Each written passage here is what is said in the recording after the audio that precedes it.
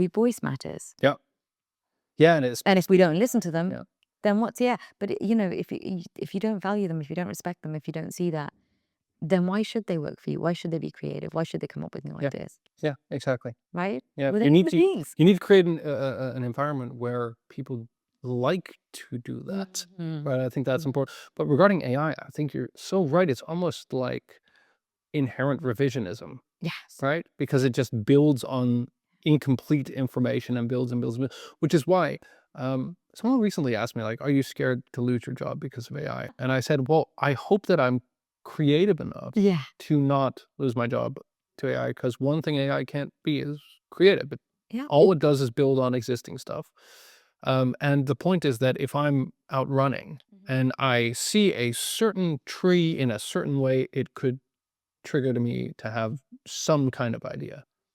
I'm sorry, AI doesn't do that. And that's why also the stuff that we do get from AI needs to be fed from so many different perspectives, so that what we do build on, because AI is here to stay, like we're there, what we do build on at least is usable and offers multiple perspectives. I fully agree with you.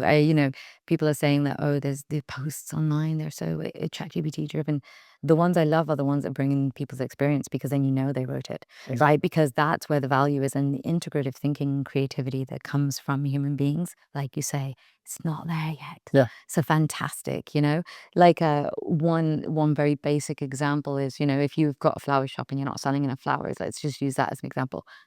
The conventional thinking is put out more ads, get word of mouth, go to every event that you can and talk to people. But integrative thinking will go, well, yeah, but go to the law firms and the hotels and see if they need fresh flowers every day. Create a different... Diversify. Yes. But you're not going to necessarily get that from one person who's used to the conventional thinking, or one AI that's used to conventional thinking. Yeah. You need other people. Which is incredibly ironic, because the best way of selling stuff is generally like multiple avenues, right? So you don't rely entirely on one business line or one market. It's ironic that we embrace diversity in something like that and still struggle embracing diversity in human beings. Isn't that ironic? Very good point, Michel.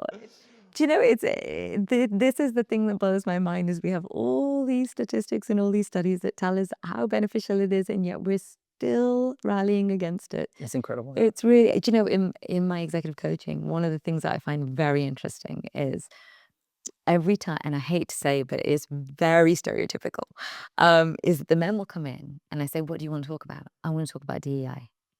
Why do you want to talk about DEI? Because I want to show the case that our company does this really well, and that we're really, that my team respects, and there's psychologically safe space, and I value their opinions, which may all be true and fantastic.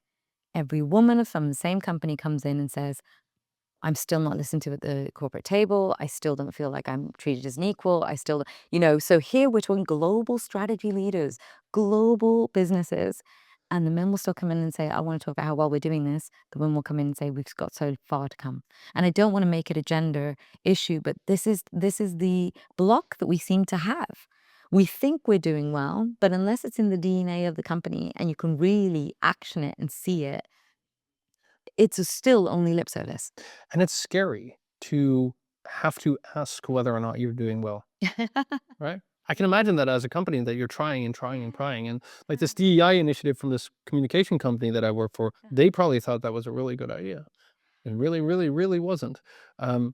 So challenging yourself and asking yourself and others around you, like, are we on the right path? How do you feel? And I'm very comfortable asking those questions, but I still have some moments where I'm like, am I just being that manager? Am I doing this for the right reasons? So I think the more we kind of talk about this, the more we make it normal, the more ingrained it becomes. It doesn't have to be like a big blow up topic either. I mean, when we think about project management, simply making it that there's one devil's advocate, or let's put it this way: you're sitting in the team room, you've come up with a solution, make it a priority that you have to come up with 5 reasons it won't work. Yeah.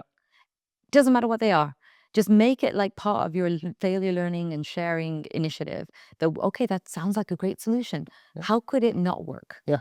What would break it? And I guarantee you, all the people that were talking about what a great solution it was will be quiet, and all the others will be like, well, here's the reason it wouldn't work, and here's the reason, and here's the reason.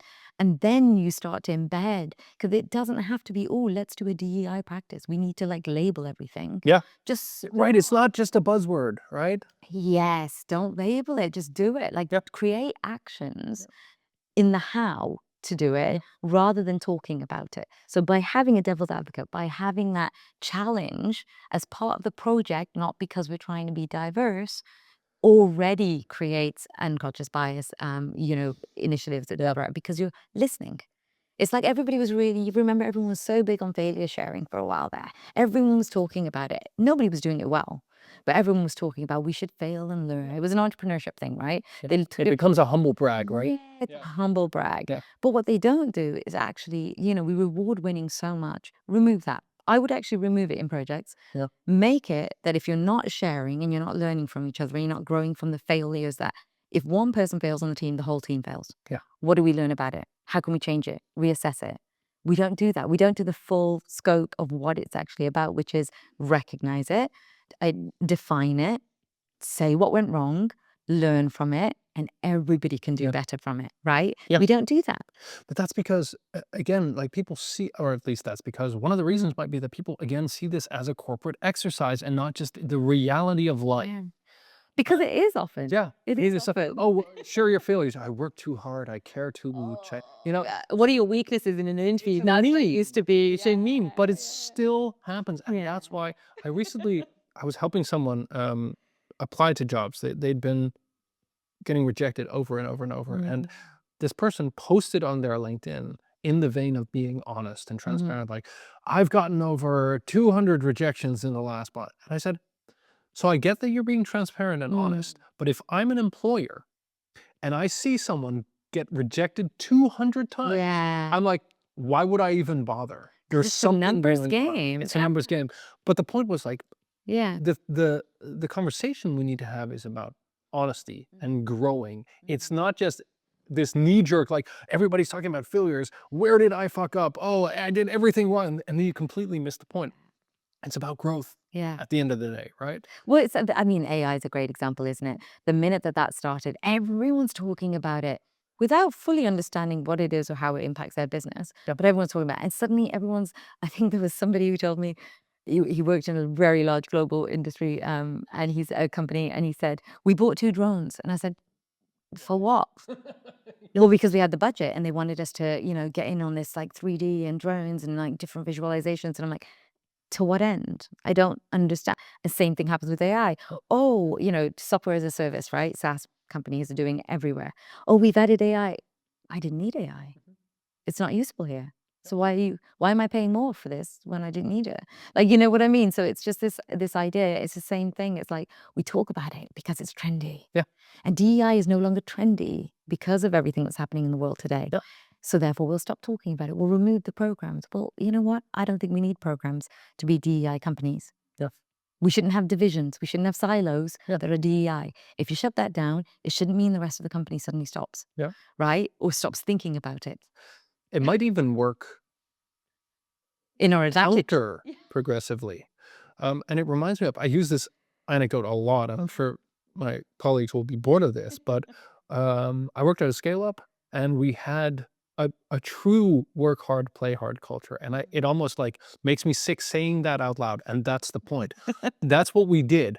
We spend until 12:30 at night working on some kind of like request for proposal, response, whatever, big deals. We were a small team. And then we just go out and have fun, and everybody felt valued and everybody had their own perspective. And then we grew and grew and grew. And when we were around 250 people, so this was when we were around 60, when we were 250 people, a new HR person came in and said, what would you describe your culture as? And we said, oh yeah, I mean, we're just like, we care about each other, we work hard, we play hard. And a week later, all our values were on the wall in our lobby, and it killed the vibe to a degree that I still cannot believe. Everybody was like, when you just read it on a wall, it looks so lame, right?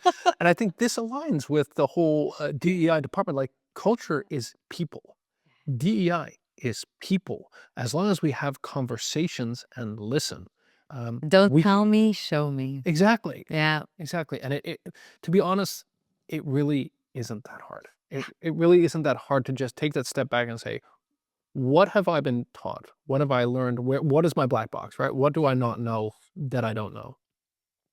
And have conversations, and then you find out that differing perspectives are valuable. Mhm. And as a social species, we do share a lot of the same perspectives, and we're working in the same types of companies. So we're going to be focused on something similar, right?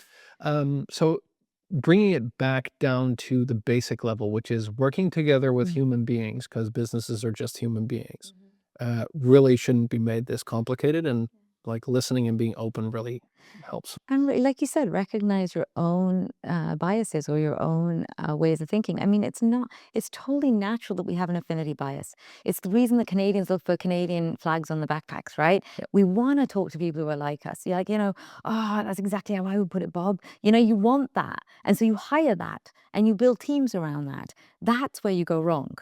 Because it's okay to want that. And it's okay to have a couple of people who are like you. But if you only have people who are like you start to put up these walls that you don't see what you're missing. I had an example where I did a project in London, actually. It was for an enterprise management solution company.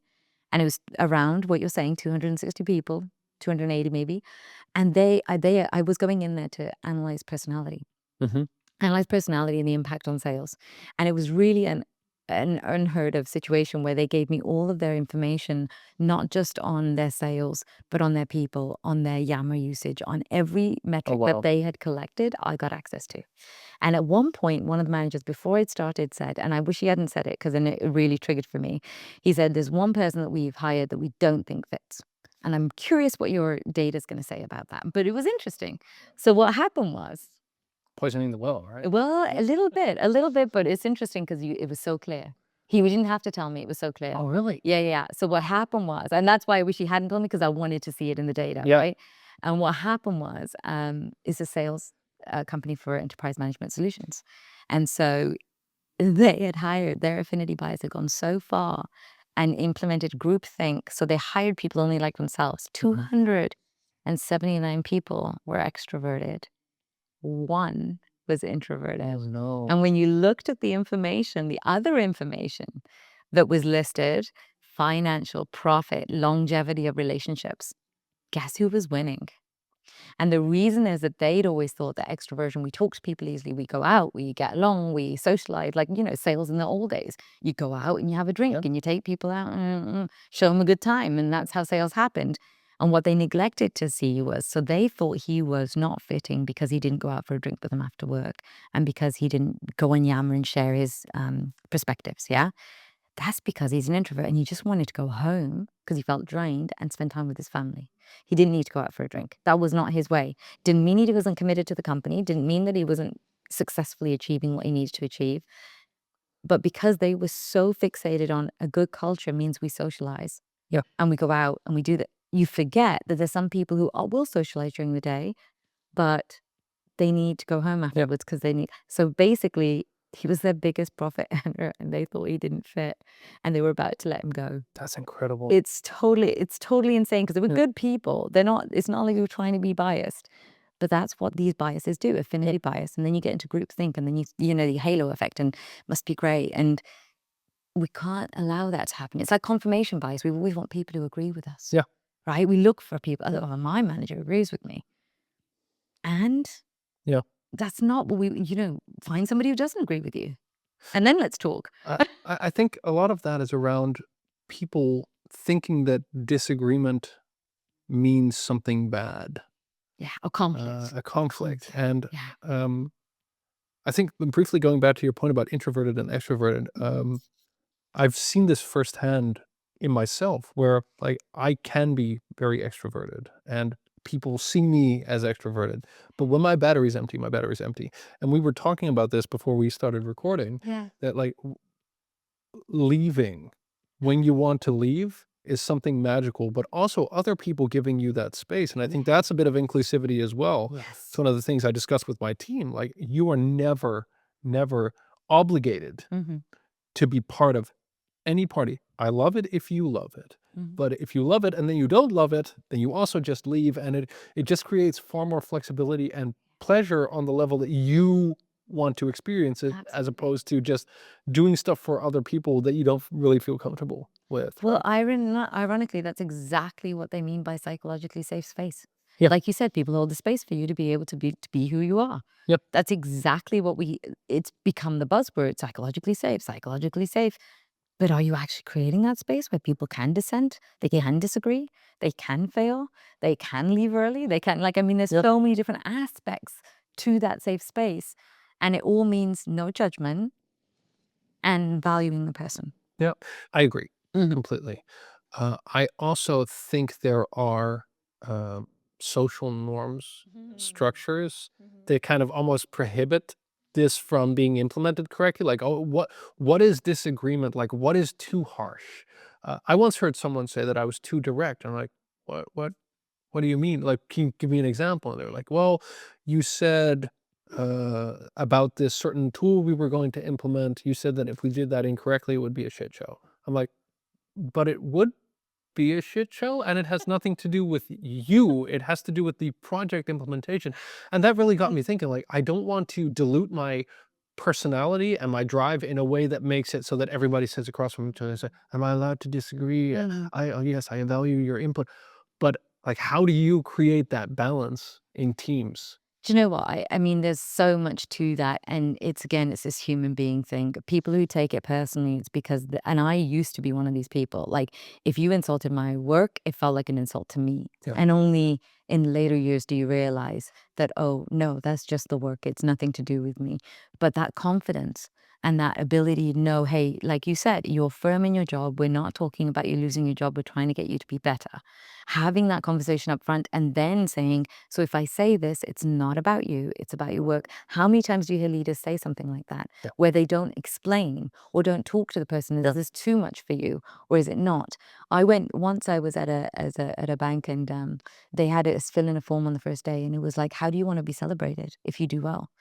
And on there was lunch, one-to-one lunch with your manager or in front of the entire team. And of course, I would never want it in front of the entire team. I wanted it with the manager. But just asking that simple question of, I don't want attention on me, I just want it to be appreciated, is such a big deal, right? It gives some indication. Yeah, Yeah. it gives us some indication of where you're at. I mean, the thing with direct is, and I will say this, is respect and kindness are the two most underrated things in my opinion. You can be honest, you don't have to be an asshole, Yeah. right? So when somebody says to me, "Oh, I'm just being honest," and they say something that's insulting, I'm like, "That's not being honest, that's being insulting." Yeah. If you were being honest, you would say it objectively. You would say what it was with respect, and you would be kind, Yeah. right? And that's not something that we talk about enough. Kindness and respect are table stakes. You should be able to do that even as a leader. So you saying it's going to be a shit show is totally acceptable in my books. But if there is somebody who's thinking, oh, that's a bit harsh, then sit down with them and They're allowed to explain share. why. Yeah, they should share it. They should ask you. They should have that conversation Yeah. because there might be other people around the table who feel the same way, Yep. right? But if you explain to them, look, I don't mean you guys are a shit show, and I don't think it's us that's going to be the problem, but we do know that if we don't do this right, this is what's going to happen. So let's help each other to make sure it's not a shit show. That's a different conversation. Those are the conversations we're not having. Yeah. What's acceptable to you? And it's hard because I'll never forget. I had a conversation with one of my team members, and we were just having a conversation with multiple people outside of work. We were having dinner in Paris, and when I was walking back to the hotel, I thought, I'm not sure if everybody would be comfortable with these types of conversations. They were basically about like previous work experience, about the work hard, play hard culture, blah blah, blah like crazy office antics and things like that. So I texted her, and I said, I just want to make sure that this is okay with you, because I want to make sure that like I didn't put you in a position that you don't want to be. And she literally said back, "What the hell are you talking about? That was fun. See you tomorrow." Right? Yeah, but But you know what's interesting is you shouldn't have even had to make that text. The reason I say that is because if you are transparent and you are who you are, which is we're leaning towards that way, but we're not there yet, yeah, right? If we're transparent about even our project work, about what some of the challenges are, about the solutions, etc., about how we want to talk about setting those parameters, sure. then people will say if something's wrong with what you just said. Yep. Right? That's the difference. The fact you had to ask is actually a bit of a shame because maybe, and maybe it wasn't there yet, right? You needed to ask because you didn't feel that they would speak up because they're not yet in that environment. It was early on in the team development, but it might have just been me, my own insecurity, like, oh, was this too much? Am I pushing this too hard? But great that you're self-reflective. I mean, why not? But And it's scary. it's scary. And I think like people should accept the scariness. It's a roller coaster. There's really good stuff, but sometimes you're going to feel like, oh, what's going to happen? Oh, I've always resisted conflict, and I know lots of women who do actually. And what I've learned in the last decade, I mean, like we talked about, I'm 50 this year, so. But I've learned a lot in the last decade. I still don't believe it. Yeah, that's right. We'll cut that out. But what I would say is that what's interesting is conflict is actually it's a stabilizer in terms of like it reveals relationships and what they truly are and whether they're valuable to you and valuable to the other person. Yep. Because if they are, and people aren't just looking for that affirmation that they're good people, etc. If they are good relationships, you can have a difficult conversation with respect and kindness and have that, be honest with each other, and it makes it stronger once you leave it. And the same goes for work. I think what we've done really poorly is we've made work personas a very specific thing, and then home personas. It is changing, but it's almost gone too much the other way now, right? Where we're sharing or oversharing almost in some ways. But bringing those two together so that you live by your values, and like you said, if you're direct, but you do it with kindness, then that's where we need to get to. So people can speak up if they think that's uncomfortable, or they can say, I don't agree with you. I think this is actually the wrong way to go about it. And then you give them the space to say why. Yeah. I mean, I'm not okay with people who say that's not okay, or this can't be solved. Yeah. And then don't come up with any ideas on how to solve it, right? This is a problem. Great. How do you want to solve it? Well, I don't know. It's a problem. Well, okay. We've established it's a problem, but if you're not going to come to me with a solution for that problem, like even in projects, Yeah. you don't come with the solutions, then what's the point? Because it's easy to maintain the status quo. Right. Right. They want to whine, but they don't want to fix anything. Well, and that's it. And do we give them that space? Do we give them that vulnerability? Do we give them that psychologically safe space? Or do we have we shown them we value their contribution? And have we given them the confidence to have that contribution, right? That's the difference. Yeah. And you can't change. I mean, look, I've got people who are running teams right now in corporate, and there's some people who are just waiting out the retirement, and you're not going to necessarily change them, and you don't need to change them. You win some, you lose some. You win some, you lose some. But in project teams, we have this. It's almost like it's a gift. It's a challenge, but it's a gift. You have this new team who's coming together specifically for that project, and you get to start over. Yeah. And create a cohesive team, right? With the knowledge you have and the failures you have, it's actually really conducive to inclusive innovation. Exactly. And that's the point. Inclusive innovation, right? So I had somebody went on a project who the week before launch of this new technology said, we can't do it. And he was in regulation, so this was a really big deal.